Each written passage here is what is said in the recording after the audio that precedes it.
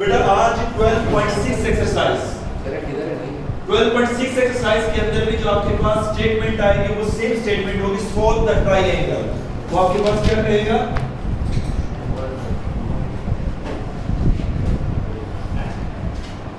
Solve the triangle. Solve the triangle का मतलब क्या है सभी? तो उसके 6 कंपोनेंट है, 6 के 6 कंपोनेंट की वैल्यू फाइंड करें। इस वक्त हमारे पास कौन से 3 कंपोनेंट की वैल्यू दी गई है?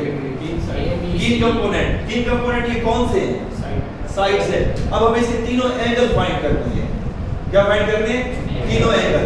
इसके जो तीनों एंगल फाइंड करने हैं, इसके लिए जो फार्मूला यूज किया जा रहा है उसको याद करने का तरीका ही बताता हूं। अगर हमने अल्फा एंगल निकालना है cos अल्फा, तो पहले क्या आ जाएगा बेटा, b square plus c square. Alpha है तो माइनस a स्क्वायर होगा। तीनों साइड आके डिनोमिनेटर में 2bc यानी इन दो का प्रोडक्ट, एक को छोड़ दे रहे हैं। cos बीटा का एंगल क्या बन जाएगा बेटा? cos बीटा का एंगल बन जाएगा a square plus c square. b नहीं, बीटा से b माइनस होगा, लास्ट में आएगा, ठीक है। और डिनोमिनेटर में क्या आ जाएगा? 2ac cos gamma. अगर गामा एंगल फाइंड करना है तो उसके लिए क्या आ जाएगा बेटा? a square plus b square minus c square over 2ab। Third angle के लिए ये फार्मूला लगाएं तब भी हमारे पास बात ठीक है। अगर ये फार्मूला ना लगाएं, क्योंकि दो एंगल हम फाइंड कर चुके हैं पहले फार्मूले से, तो हम ये वाला फार्मूला भी लगा सकते हैं। Alpha plus beta plus gamma is equal to 180 degree, जो हम 12.4 में यूज किया है। अगर दो एंगल हमें मालूम हो, हम इस फार्मूले के तहत ये क्वेश्चन में मात्र 12.6 पूरी एक्सरसाइज के अंदर ये फार्मूले यूज हो रहे हैं। पूरी एक्सरसाइज के अंदर आपके पास तीनों साइड दी गई है, या एक जगह ऐसा है कुछ सवालों में दो साइड और साथ में आपको वो एक एंगल दे देता है, लेकिन आपके पास यहाँ पूरी 12.6 एक्सरसाइज 1 टू लास्ट सब के अंदर आपके पास क्या है, उसमें तीनों साइड्स दी हैं। तो आपके पास सिर्फ लेफ्ट ये करना है, जैसे क्वेश्चन नंबर अगर मैं उस पे जाऊं 7 पे जाऊं या क्वेश्चन नंबर 8 9 10, वहां पे सिर्फ आपको लेफ्ट करना पड़ जाएगा a b c। साइड का नाम नहीं लिखा उसने, लेफ्ट a b c करना पड़ जाएगा, लेकिन फार्मूला आपके पास सेम यूज होगा। और खास तौर पे इसका एक क्वेश्चन है जो पेपर में आने का बहुत ज्यादा चांस होता है, question number 8, the greatest angle is equal to आपके पास 120 डिग्री। वो बहुत ज्यादा आता है अलजेब्रिक फॉर्म में, वो आपके पास वो भी एक्सप्लेन कर दूंगा, लेकिन हम इस फार्मूले के तहत हम चलते हैं। बेटा मैंने अल्फा एंगल फाइंड करना, पहला फार्मूला जब लगाता हूं तो पहले फार्मूले के तहत क्या होगा? cos अल्फा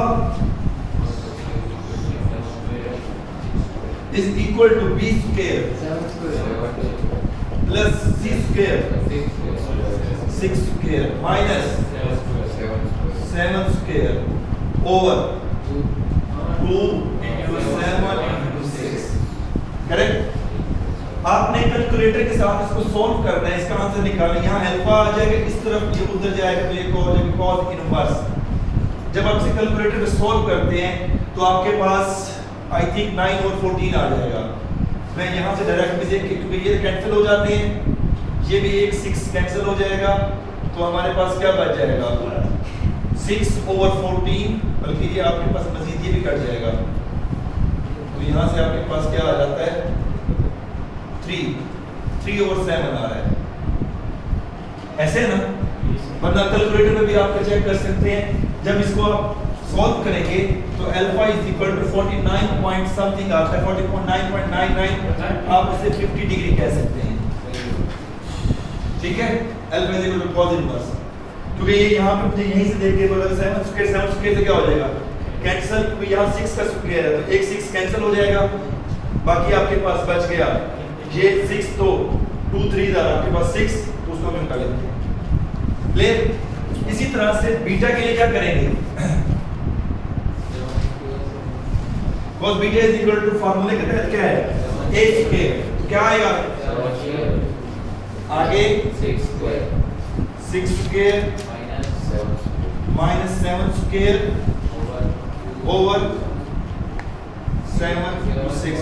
सेम वही चीज आ रही है, तो बीटा इज इक्वल टू आपके पास जो भी होगा cos इनवर्स आप यहाँ निकालेंगे वो सेम चीज आ जाएगी। आई थिंक 3 over 7 आता है, तो beta is equal to also 50 degree, check कर लेंगे, यही चीज आ रही है। उसके बाद हमें थर्ड एंगल फाइंड करना है। थर्ड एंगल फाइंड करने के लिए आपके पास मैंने क्या बताया है, cos gamma का फार्मूला भी लगा सकते हैं जी बेटा, हैं क्या आता है 49.99 आ रहा है। हाँ अच्छा, इसको चेक करके देखें, ये वाले वैल्यूज 3/7 आ रहा है, cos इनवर्स आप लगा रहे हैं और क्या आ रहा है, लेट मी चेक,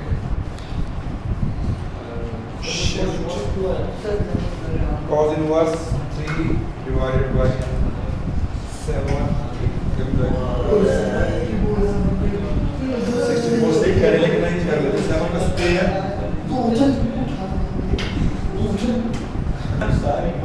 ये पूरी फ्रैक्शन लिखो, उसके बाद ये लिखो, जब तक ये थर्ड एंगल के लिए जी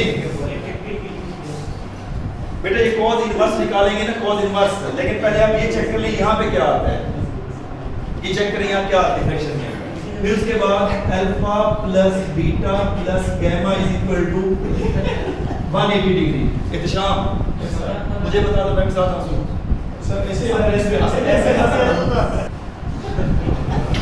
50 plus gamma is equal to 180 और यहाँ गामा इज इक्वल टू क्या आ जाएगा बेटा, 180 माइनस 100 और gamma is equal to 80 degree.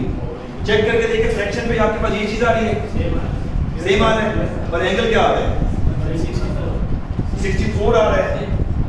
अगर एंगल 64 आ रहा है तो फिर हमें यहाँ पे क्या बनता है, 64 पॉइंट कितने डिग्री आ रहा है, लेकिन तो मुझे याद पड़ता है 50 डिग्री था, या स्टेटमेंट के अंदर चेक करके, स्टेटमेंट सही लिखी हुई मैंने, स्टेटमेंट यही है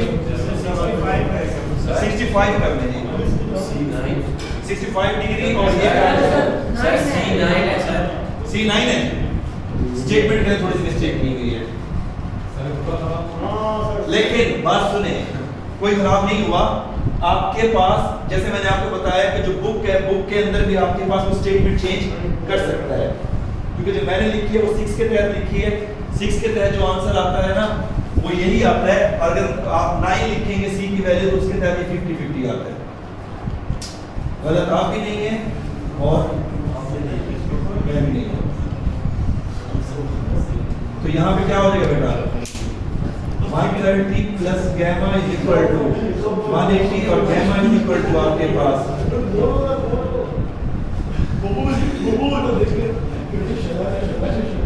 that is 50 degree. Yes sir, ठीक है, राइट कर लीजिए। क्वेश्चन नंबर 8 के अंदर उसने इसका नाम नहीं दिया साइड्स का, उसने कहा है कि prove that the greatest angle is equal to 120 degree, और that is a very important question, paper में कई दफा आ चुका है। सबसे पहले बेटा हम इसको लेट कर लेते हैं A, ठीक है, इसको लेट करेंगे A, ये लेट कर लेंगे B और ये लेट कर लेंगे C। वो कहते हैं ग्रेटेस्ट एंगल आपने 120 डिग्री शो करना है। अब हमें बजाय इसके कि तीनों एंगल निकाल लेंगे, जो साइड सबसे बड़ी होती है उसके सामने वाला एंगल सबसे बड़ा होता है।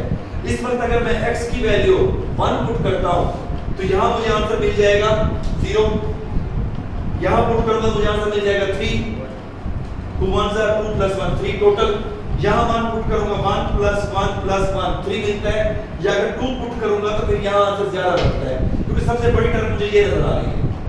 इट मींस दैट जो ग्रेटेस्ट एंगल मुझे मिलेगा वो अल्फा मिलेगा, तो मैं डायरेक्ट cos अल्फा ही निकालूंगा और उसको प्रूव क्या करके दूंगा 120 डिग्री।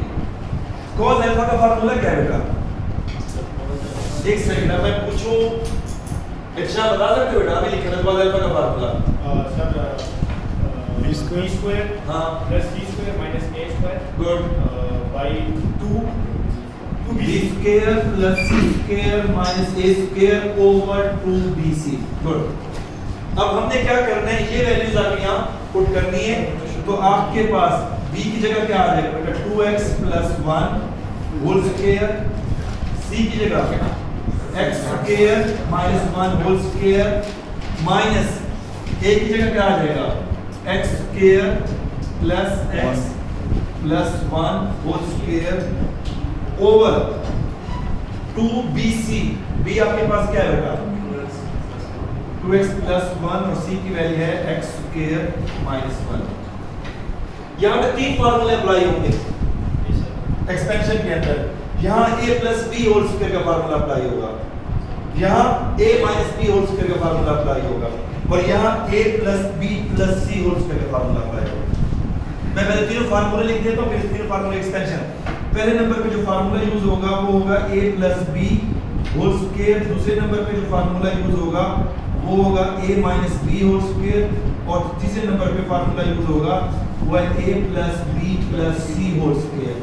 इसको जब एक्सपेंड करेंगे a square plus 2ab plus b square, इस फार्मूले के तहत क्या आ जाएगा बेटा, a square plus b square. इस फार्मूले के तहत a square plus b square plus c square, उसके बाद 2ab plus 2ab 2bc 2bc 2ca 2ca। Good. ये तीनों फार्मूले यूज होंगे हमारे पास न्यूमरेटर के अंदर, ठीक है। इस फार्मूले के तहत एक्सपेंड करते हैं। बेटा पहले क्या आ जाएगा, कौन बताएगा आप इसे? उस्मान बता सकते हो? फार्मूले के तहत एक्सपेंड करवा सकते हैं? Yes sir. जी बताएं, पहले क्या आ जाएगा? 2x 2x square 2x square plus 2 into first element 2x, second element क्या है 1 1 और प्लस 1 स्क्वायर। पहली टर्म हमारे पास ओपन हो गई, ठीक। सेकंड में आपके पास इब्राहिम बताएं बेटा क्या आएगा, प्लस की साइन के साथ इसका स्क्वायर ओपन कराएं, 2x स्क्वायर x स्क्वायर का square minus 2 into x square. Second term क्या है, इधर भी 1 है और प्लस 1 स्क्वायर। यहां तक एक्सपेंड कर चुका हूं अभी, ठीक है। यहां वाला भी रहता है, माइनस की साइन लगाएंगे बेटा, ये एक साइन न्यूमरेटर में लिख रहे हैं, माइनस की साइन लगा के ब्रैकेट लास्ट में लगाएंगे, क्योंकि जब ओपन करेंगे तो ये माइनस तक की साइन चेंज होगी।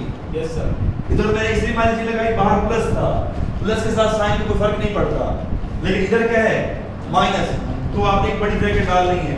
इस फार्मूले के तहत एक्सपेंड कर रहे x स्क्वायर हैं। समीर क्या आएगा बेटा, x स्क्वायर x स्क्वायर का square plus x square plus 1 square plus 2 first और सेकंड एलिमेंट क्या बचेगा, x स्क्वायर इनटू x, फिर 2x इनटू 1, फिर plus 2 1 into x square. Correct? अगर कोई मिस्टेक हुई तो मुझे बताएं, तो मैं यहाँ देख नहीं रहा था। डिनोमिनेटर ये आपके पास है, cos अल्फा यहाँ से हटा के मुझे यहाँ लिखना पड़ेगा, क्योंकि ये फ्रैक्शन के स्टार्ट में है।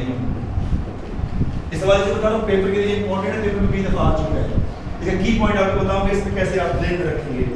2 वैसे रहने दें, इसको बेटा मल्टीप्लाई करके प्लस के साथ क्या आ जाएगा 2x क्यूब, फिर इसके साथ करेंगे माइनस x नहीं आएगा, तो साइन साफ बताएं ना। उसके बाद 1 को इससे मल्टीप्लाई करेंगे, फिर -1। अब हम इसको एक्सपेंड कर देते हैं, हमारे पास क्या आ जाएगा, ये आ जाएगा 4x square plus 4x plus 1 plus x की power 4 minus 2x square plus 1, इसकी साइन चेंज करते हैं साथ ही, माइनस x की power 4 minus x square minus 1 minus 2x cube, इधर माइनस 2x आ जाएगा, और आपके पास इधर माइनस 2x स्क्वायर। डिनोमिनेटर के अंदर हमारे पास क्या आ जाता है, 2x cube plus x square minus 2x minus 1। अब जो बात आपको बताने वाला हूं ना, उसे जरा गौर सुनिएगा। ऊपर कैंसिलेशन होगी, ठीक है। कैंसिलेशन होने के बाद आपके पास जो चीज बचेगी ना, वो ये बचेगी। अगर आप कंफ्यूज होते हैं ना, तो आपके लिए क्लू बता रहा हूं, माइनस की साइन लगाएं बाहर, -1 का मान लेके सेम यही टर्म लिख दें जो है।